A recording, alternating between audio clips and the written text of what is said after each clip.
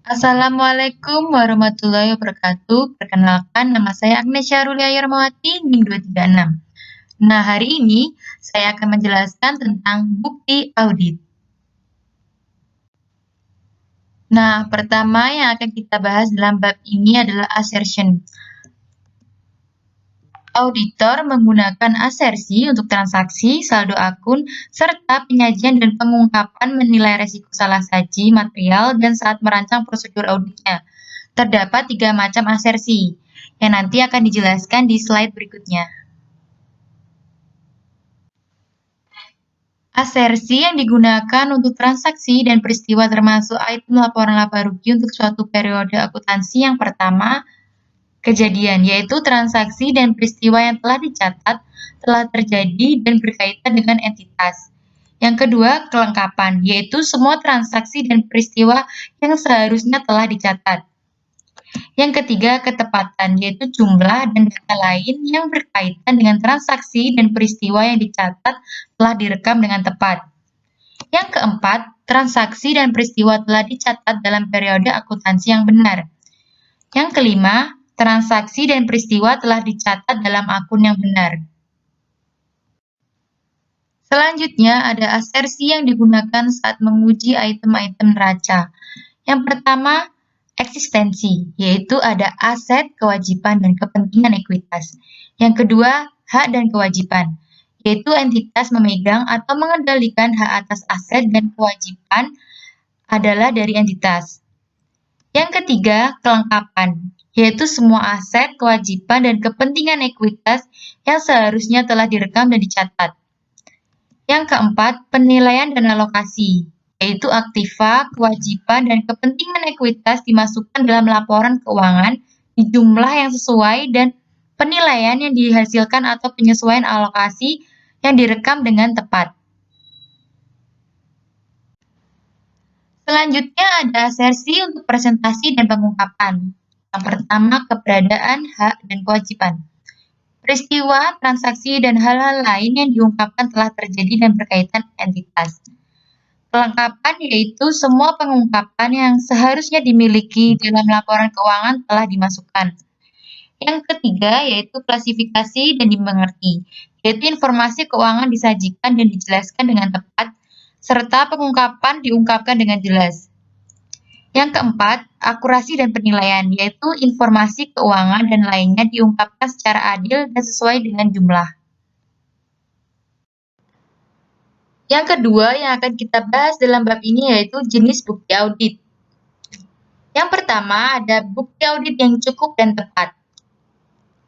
Kualitas bukti yang dikumpulkan akan mempengaruhi kuantitas yang dibutuhkan, serta kesesuaian bukti audit dipengaruhi oleh sumbernya dan oleh asersi audit berisiko. Bukti dianggap lebih tepat jika memberikan konfirmasi tentang asersi yang paling beresiko salah saji material. Yang kedua, konfirmasi eksternal. Ada 2 jenis konfirmasi eksternal, yaitu yang pertama konfirmasi positif, meminta penerima untuk menjawab dalam segala situasi. Yang kedua, konfirmasi negatif, yaitu bertanya pada penerima untuk membalas hanya jika mereka tidak setuju dengan informasi yang diberikan. Yang ketiga, yaitu ada bukti dokumenter. Secara internal, dokumen yang dihasilkan diproduksi oleh klien. Dokumen yang dibuat secara eksternal dihasilkan oleh pihak ketiga. Bukti dokumenter ini termasuk faktur, laporan pemasok, laporan bank, risalah rapat, korespondensi, dan perjanjian hukum. Yang keempat ada representasi. Representasi tertulis mensyaratkan bahwa auditor berusaha untuk mendapatkan perwakilan tertulis dari manajemen klien mereka. Sebuah surat representasi manajemen umumnya mencakup pengakuan bahwa manajemen bertanggung jawab atas penyusunan laporan keuangan. Yang kelima ada bukti verbal. Bukti verbal digunakan saat memperoleh pemahaman tentang klien dan sistem pengendalian internalnya. Bukti verbal didokumentasikan di auditor kertas kerja sehingga semua diskusi penting dengan klien disimak sebagai catatan. Yang keenam, bukti komputasi. Dikumpulkan ketika auditor memeriksa keakuratan matematis dari angka-angka tersebut yang muncul dalam laporan keuangan. Yang ketujuh ada bukti fisik. Auditor mengumpulkan bukti fisik melalui pemeriksaan aset berwujud klien seperti inventaris dan aset tetapnya. Auditor menjamin jumlah aset yang dicatat untuk mendapatkan bukti bahwa aset tersebut ada. Pengujian ini dilakukan untuk memastikan apakah jumlah yang dicatat akurat dan aset secara fisik ada. Bukti ini digunakan untuk menentukan apakah aset harus ditulis di bawah nilai buku saat ini. Dan yang kedelapan adalah bukti elektronik. Bukti elektronik mencakup data yang disimpan di komputer klien, file dikirim melalui email ke auditor, dan item yang dipindai dan difaks. Transaksi biasanya dimulai dan disimpan secara elektronik. Untuk mengakses detail transaksi ini, auditor harus mengakses sistem komputer klien mereka, tempat detail disimpan. Auditor kemudian mencari bukti untuk memverifikasi jumlah yang disertakan dalam file tersebut.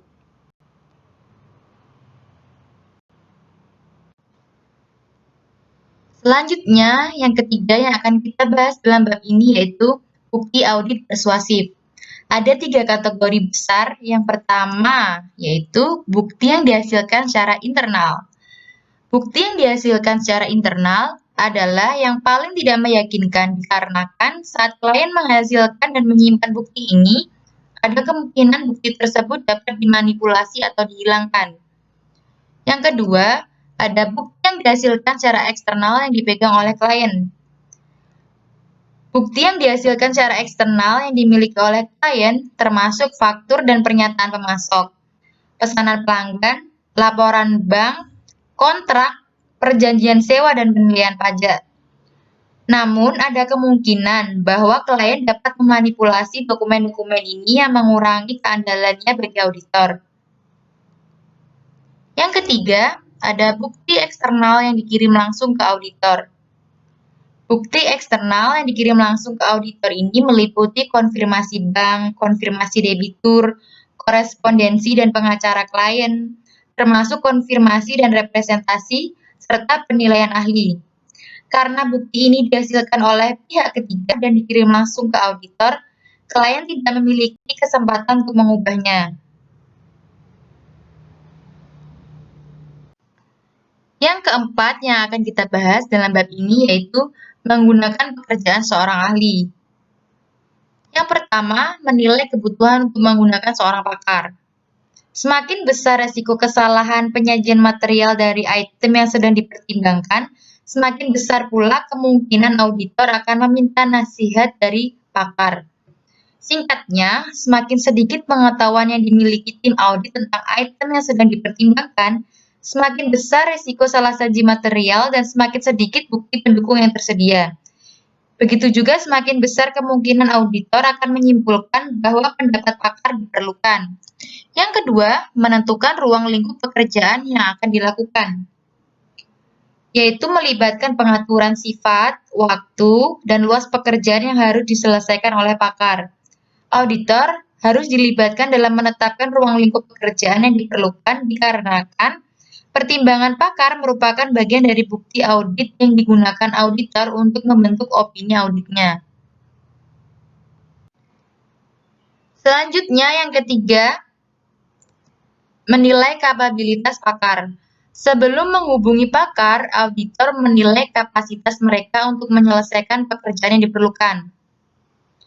Reputasi pakar dalam bidangnya dan luas pengalaman mereka dalam memberikan jenis opini atau laporan yang diminta oleh auditor juga dinilai. Pengetahuan dan pengalaman pakar harus sesuai. Yang keempat, ada menilai objektivitas ahli. Objektivitas mengacu pada kemampuan untuk membentuk opini atau sampai pada kesimpulan tanpa pengaruh preferensi pribadi. Seorang pakar diharapkan lebih objektif jika tidak terkait dengan klien. Yang kelima, ada menilai laporan pakar. Auditor menilai konsistensi informasi yang dimasukkan dalam laporan pakar dengan pemahaman mereka tentang klien. Yang pada akhirnya, auditor menilai konsistensi dari kesimpulan yang diambil dengan bukti yang menguatkan yang dikumpulkan oleh tim audit. Yang keenam, ada tanggung jawab untuk kesimpulan. Tanggung jawab ini sampai pada kesimpulan keseluruhan tentang kebenaran dan kewajaran laporan keuangan klien yang berada pada auditor. Auditor bertanggung jawab untuk menilai kualitas bukti yang diberikan oleh seorang pakar dan menentukan apakah bukti tersebut andal dan objektif. Yang terakhir, auditor akan menilai kualitas laporan pakar tersebut dan keandalan informasi yang tercakup di dalamnya. Yang kelima yang akan kita bahas dalam bab ini yaitu menggunakan pekerjaan auditor lain. Ketika membuat keputusan penerimaan atau kelanjutan klien, auditor akan mempertimbangkan kapasitas mereka untuk melakukan audit. Tapi rekan perikatan grup harus mengaudit sebagian besar laporan keuangan klien dan memiliki pengetahuan tentang komponen laporan keuangan yang tidak diaudit sendiri. Jika tidak demikian, KAP tidak boleh menerima atau terus mengaudit klien.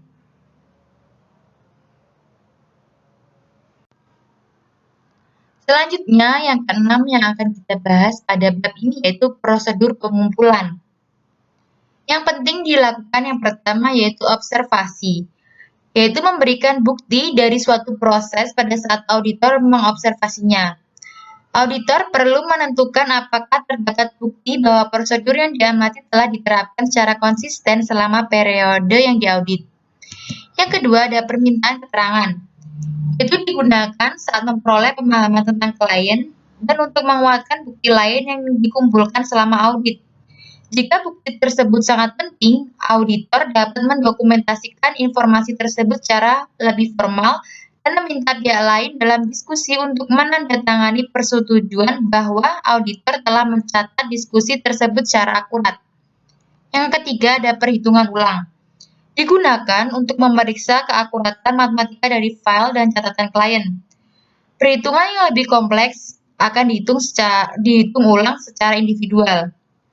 Yang ketiga, kinerja ulang, yang berarti mengikuti proses yang digunakan oleh klien.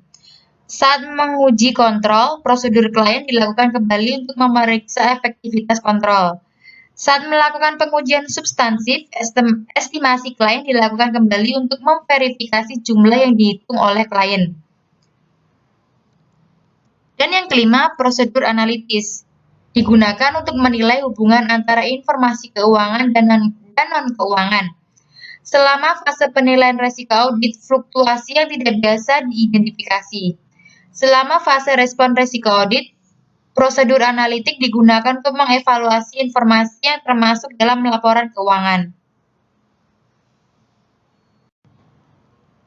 Semoga apa yang saya sampaikan bisa bermanfaat untuk kita semua. Apabila ada salah kata dan pengucapan, mohon maaf. Wassalamualaikum warahmatullahi wabarakatuh.